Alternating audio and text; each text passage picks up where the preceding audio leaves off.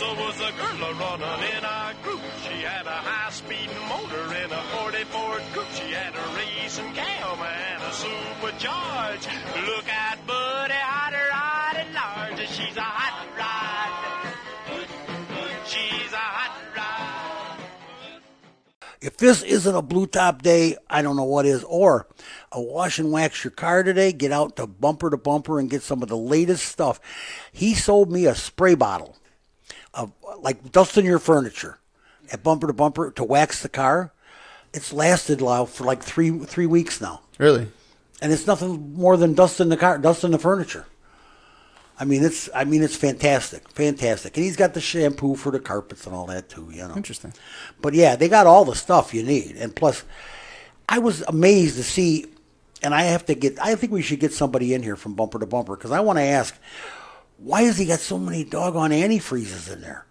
My God, there's got to be a dozen different antifreezes on his shelf for people to buy. I know that certain cars take certain ones, but of course he's got to cater to all the cars, not just, not just the random few that everybody has. Yeah, not the random few. He's got to have them there for everybody, and somebody comes in for BMW antifreeze, you got to have it.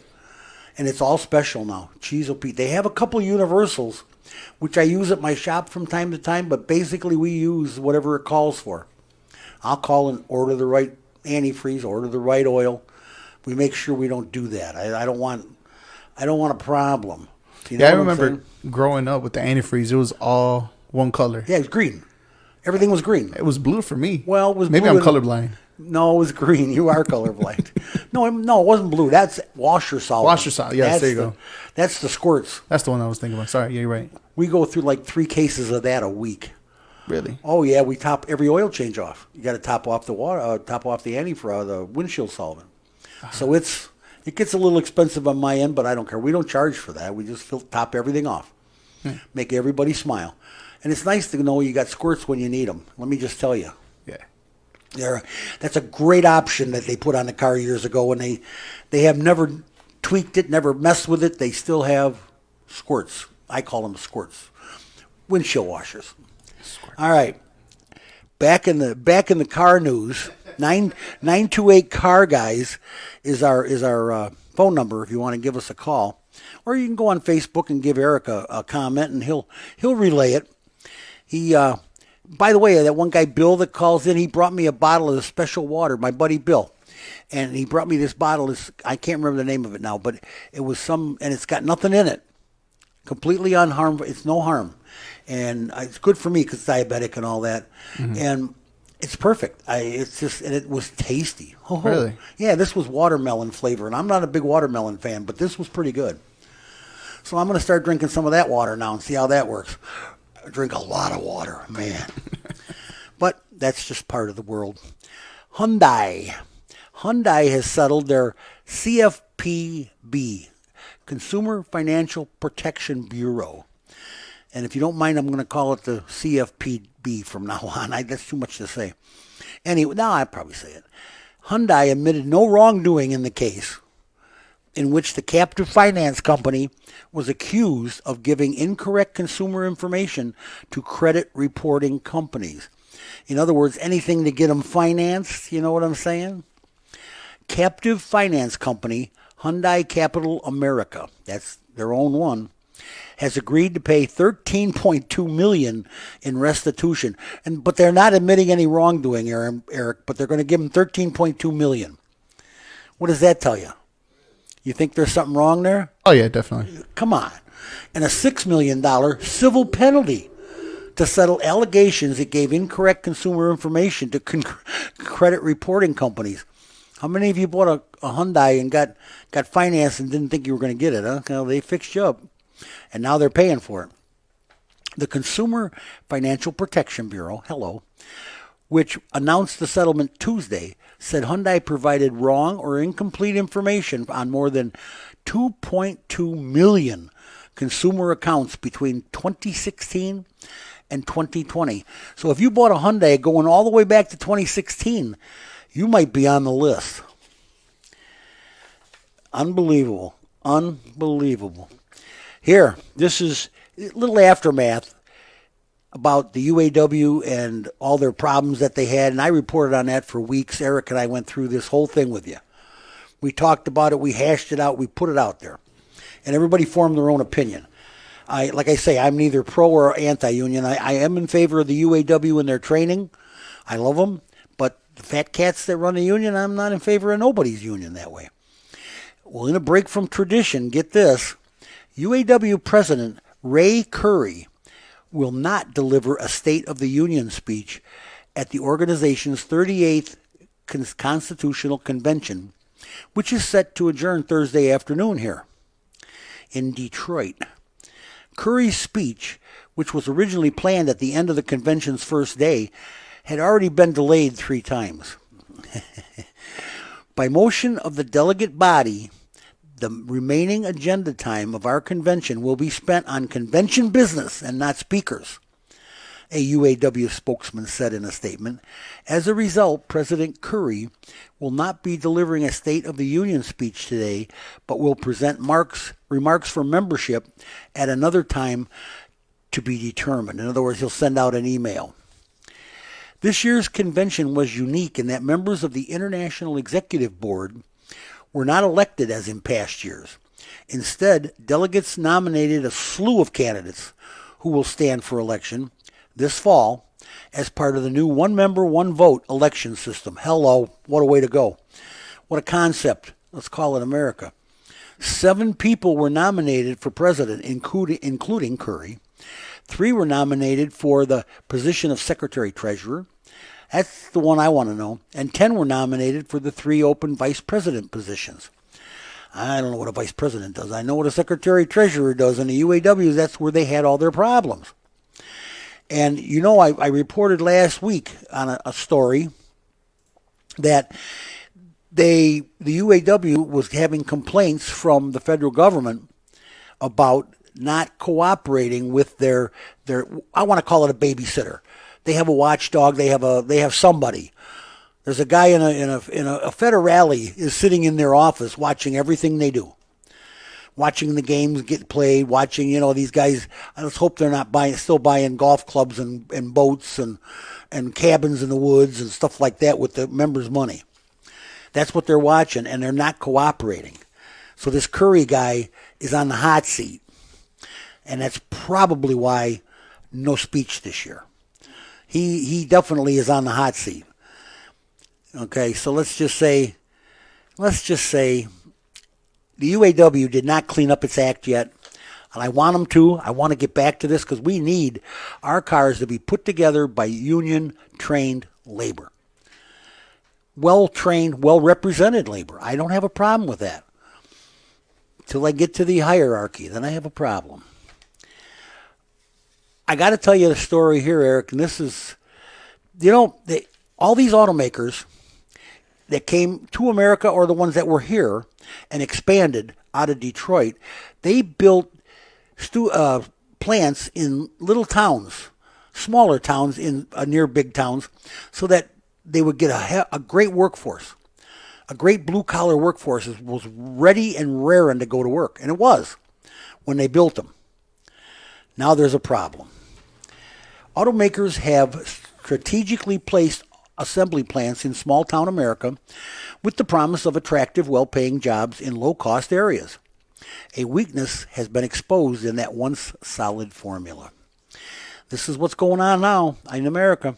40 years ago, American Honda Motor Company built an assembly plant in Maryville, Ohio. It's rural, and began a trend that would alter the trajectory of the U.S. auto industry and contribute to this modern-day problem that we're having now. But it did make Maryville, Ohio, put it on the map, made people move there, jobs there. It was just a great town, prosper, big time prosper. Honda's pioneering new factory meant that many of the cars would no longer have to be imported. Well, good. They should be made here by American labor. But its location, 30 miles outside Columbus, which is a bigger town, also meant that many employees would commute long distances from cities and towns across the vast region, the ones that didn't move into Maryville. It worked, and since the first Honda rolled off the line in 1982, that strategy has been replicated by automakers across the Southeast and Midwest. They've been everywhere. They're building up down in Indiana. There's a big plant. You can see it Subaru or something. You can see it from 41 or from 65. But recent events have exposed the weakness. Here we go.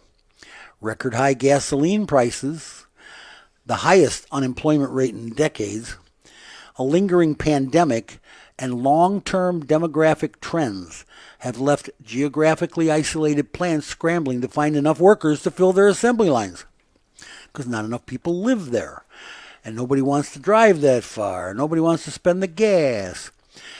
Automakers are being forced to raise the starting wages on these once coveted jobs, rightfully so, just to stay ahead of other employees such as Amazon warehouses and fast food franchises, as well as their own nearby suppliers and manufacturers in other industries. You know, this is not going to kill them to raise these salaries. They make millions, Eric. They have, that's all we read about is the millions that they make, billions. And they're spending billions on electric car research. Why not give it to some of your people? Get them to come to work.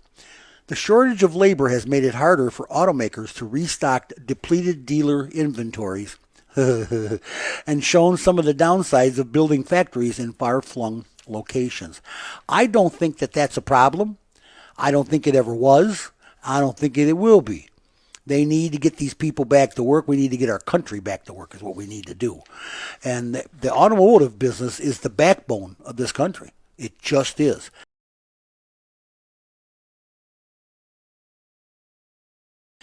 Well, Toyota is cutting domestic production by 4,000 vehicles. A chip shortage, you say? No, not at all. This time it was said that on Wednesday, this past Wednesday, a heavy rain has disrupted parts supplies, raising the possibility it could fall short of its global target for the month. They're going to lose. Heavy rains, especially in its home prefecture of Aichi in central Japan, impacted procurement of parts and will force it to stop production at a total of 3 lines in 2 domestic factories, Toyota said in a statement. So if it's not chips, it's Mother Nature. Anybody interested? I don't know if anybody. 928 Car Guys, by the way, if you want to weigh in, give us a holler. We're always here for you. Even if you got a question about your car and the way it's running, or the way it's acting, or a check engine light, or something like that. I generally have all that at my fingertips. If not, I can find it out during the week and let you know. I go in my computer, and that's what I do. I sit and have cigars and look up check engine lights all day. Not necessarily. Sometimes I play mahjong. Anyway, this was sent to me by the boss. Mr. Federici sent this to me. The Indiana Department of Transportation Wednesday announced a draft version of Indiana's electric vehicle infrastructure deployment plan and is available online for review and public statement. This plan is required by the National Electric Vehicle Infrastructure NEVI, N-E-V-I, program, part of the bipartisan infrastructure bill passed in November 2021. Through the NEVI program, Indiana will receive significant federal formula funding over 5 years to support the construction and the operation of direct current fast charging, DCFC. God, they love their acronyms. Stations along alternative fuel corridors as designated by the Federal Highway Administration. So if you want your dough, you got to have a plan, and you got to show them a plan. INDOT must submit the plan to the Joint Office of Energy and Transportation. Well, where's the acronym? JOET for federal review by August 1st, 2022. Well, it's coming up. August 1st, the deadline is here. Okay? It's here, and you better get ready because it's going to be here. They're all here. The age of electricity and electric cars is upon us, and you better get in with the swing of it. Now, you don't have to like it. You don't have to but you're not going to be able to do much else. You're going to have to do something electronic in your future. You're going to have to. Yeah. Here, Sono Motors. This is cool. Sono Motors has debuted the production design of its Scion, S-I-O-N, as opposed to the Toyota vehicle, which was a S-C-I-O-N, a battery electric crossover that uses solar cells to generate electricity and extend range. So if you're driving out west in the sun, in the hot sun, your car will recharge. This Munich-based startup, Munich is in Germany, Eric, which trades on the Nasdaq under SEV, pitches the Scion as the world's first affordable solar electric vehicle. Now, I'm sure you could recharge this thing too. I'm sure there's you can plug it into the regular electric chargers. At a Munich event Monday, last Monday, Sono also unveiled a solar kit for diesel buses that transit services can use to supply power to subsystems such as HVAC and reduce fuel consumption and emissions. So we're going to use the sun. I'm all for that if the sun's out. Now we had a stretch back in was it June of dreary days, gray days. There was no sun for anything. It was nasty. Yeah. And there was no solar power being transferred those days, Eric. I'm just telling you. But everybody's getting on the bandwagon, you guys. Everybody is making changes. Money is getting invested so fast and so heavy. Here, your own government. And I got a couple stories I want to tell you about that I really need to tell you about. But this one, the U.S. Senate on Wednesday passed a bill that, in part, will provide billions of dollars to boost domestic semiconductor production, an action long awaited by the auto industry as it continues to navigate a global shortage of microchips. The bipartisan bill, known as the CHIPS and Science Act, or CHIPS Plus, provides about $52 billion in government subsidies for U.S. semiconductor research, design, and production, including $2 billion for legacy chips used by automakers and parts suppliers. You know, it also provides a 25% tax credit for investments in semiconductor manufacturing through 2026 and invest billions of dollars in science and technology innovation to strengthen economic growth, job creation, and national security. I tried to look this up, Eric. I had a little problem. I tried to look up where all this money was going, these billions. Who was getting this money for the different research and all that good stuff? Mm-hmm. Because I know Ford said they were building their own chip plant. GM was building their own chip plant. Stellantis is investing in a chip plant with Bosch or whatever. I don't understand why the government has to give money to these. We're going to have our own chip plants here anyway. But again, our government decides they're going to give it away, and they did.